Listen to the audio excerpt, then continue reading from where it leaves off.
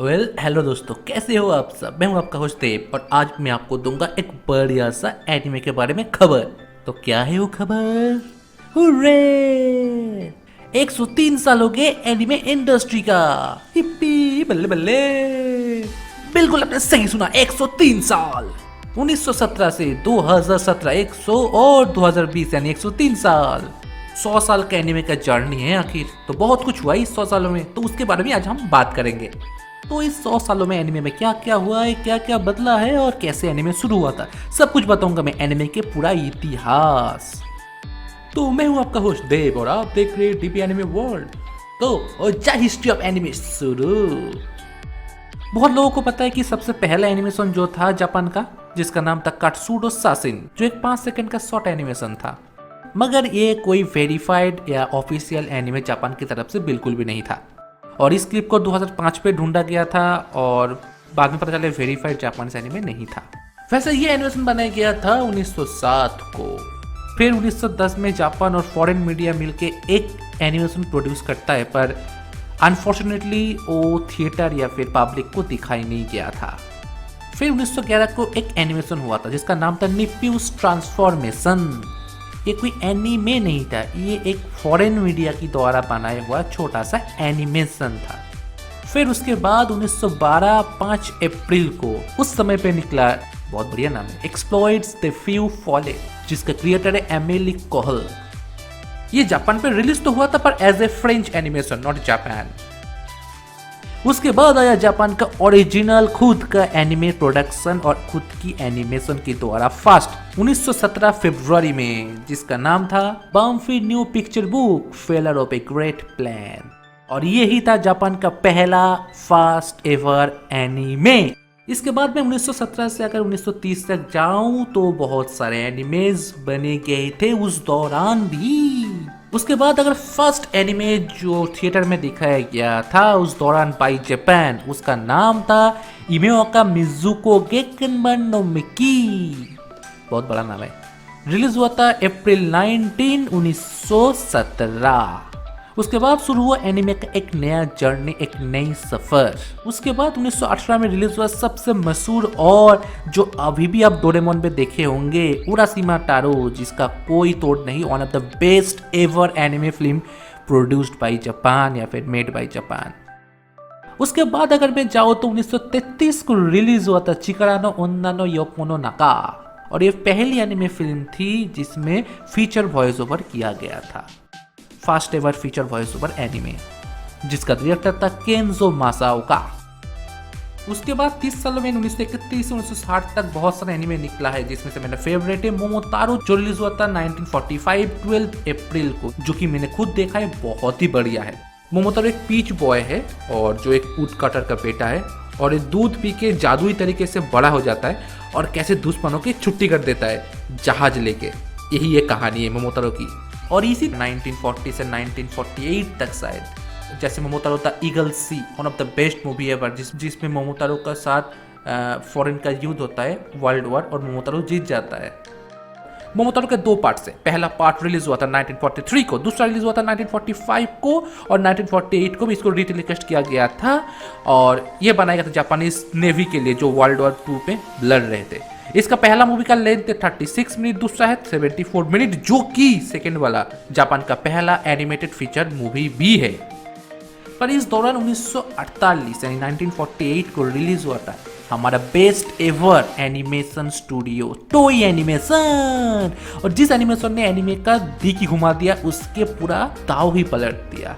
और इस टोई एनिमेशन के साथ स्टूडियो घिबली को बिल्कुल मत भूलना, क्योंकि हायाओ मियाजाकी ने भी एनिमेस को पूरी तरह से पलट दिया था, जिसको हम एनिमे गॉड भी बोलते हैं।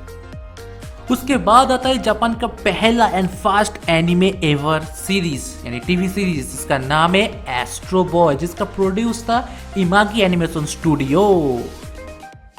और शुरू हो गया था एनिमे एज ए बिजनेस, छोटा मोटा। उसके बाद आते हैं हम 1970s के एनिमे, जैसे उस समय बना था फर्स्ट एवर मेका सीरीज गंदाम, मेरा और हमारा सबका फेवरेट लुपिन 3, डोरेमोन, और दुनिया के सबसे लॉन्गेस्ट एनिमे साजाए सैन, उसके साथ साइंस निंजा, माजिंजर जेट, और बहुत सारे एनिमेज। उसके बाद आते 80s पे। 80s तो मेरा फेवरेट है यार। Urusei Yatsura first ever harem anime Ranma half, जो अभी भी मेरा फेवरेट है। एनिमेज पे देखता था कामिगुरे ऑरेंज रोड, पम्पकिन वाइन्स। 1980 के एनिमेज तो मैं अभी भी देखता हूँ। फिलहाल देख रहा हूँ स्टॉप हिबरिकन। पर एक एनिमे जिसका नाम मैं हमेशा मेंशन करना चाहूंगा, ड्रैगन बॉल। उसके बाद 90s में तो पता ही है ना, द गोल्डन एरा हमारे लिए ऑफ ऑल टाइम। इतना ही बढ़िया बढ़िया एनिमेज है, सब 90s में रिलीज हुआ था। इससे हमारे बचपन जुड़ा हुआ है, चाहे नारुतो हो, वन पीस हो, पोकेमोन हो, ड्रैगन बॉल जी हो, यूयू हाकुसो हो, स्टैम लैंग हो, या फिर डिटेक्टिव कोनान हो।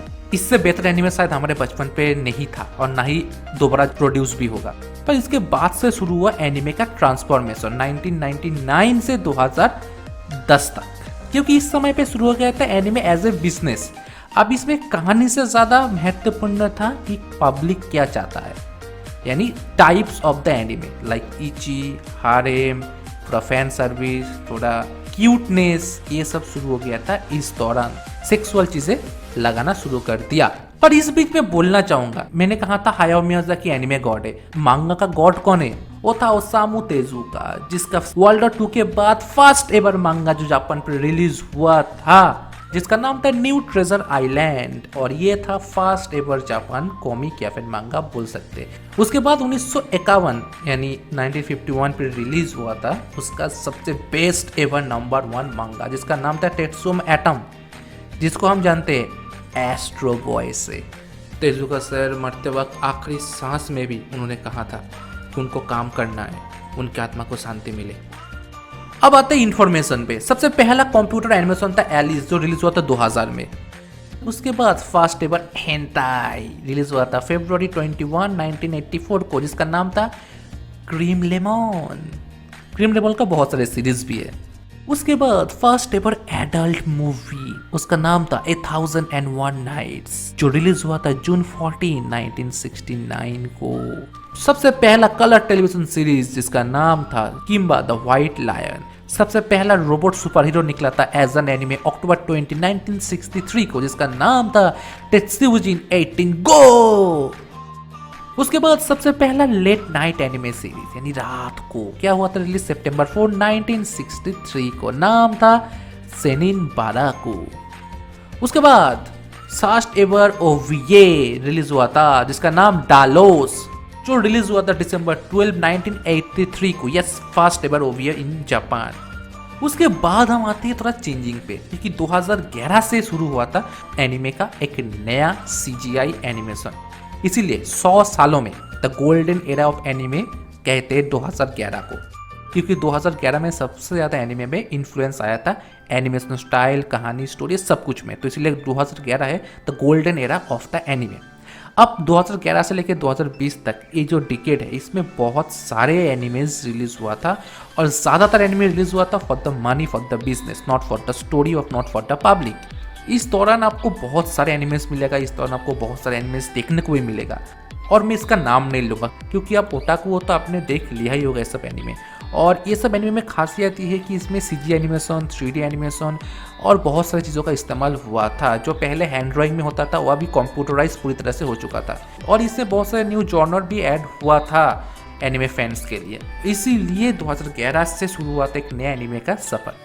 तो 103 साल जो हुआ था एनिमे का, आपको क्या लगता है एनिमे में क्या परिवर्तन आया था, क्या परिवर्तन आनी चाहिए, और कौन सी बदलाव आपको सबसे ज़्यादा पसंद आया और कौन सी बदलाव आपको सबसे ज़्यादा बुरा लगा या फिर लगा कि ये नहीं होना चाहिए था? आप कमेंट पे बताइए। मेरे लिए तो हर चीज़ अच्छा है, बस आजकल के ज़माने में एनिमे में स्टोरी पे ध्यान नहीं देते। तो उम्मीद करूँगा जापान कम एनिमेज बनाए पर एक बढ़िया स्टोरी के साथ एनिमे निकले, ताकि देखने में भी मज़ा आए और एंजॉय करने में भी बहुत ही मज़ा आए। तो आज के लिए बस इतना ही।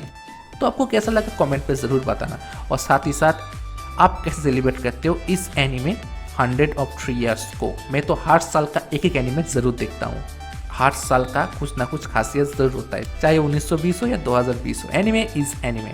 और आपको कौन से टॉपिक के ऊपर वीडियोस चाहिए वो भी बताना, ताकि वो भी मैं बना पाऊँ आप सबके लिए। तब तक के लिए अपना ख्याल रखना, मुझे दुआओं में याद रखना, घर में रहना, सेफ रहना और दूसरों को भी सेफ रखना। तब तक बाय, टेक केयर, अलविदा, साइन आउट, सी या।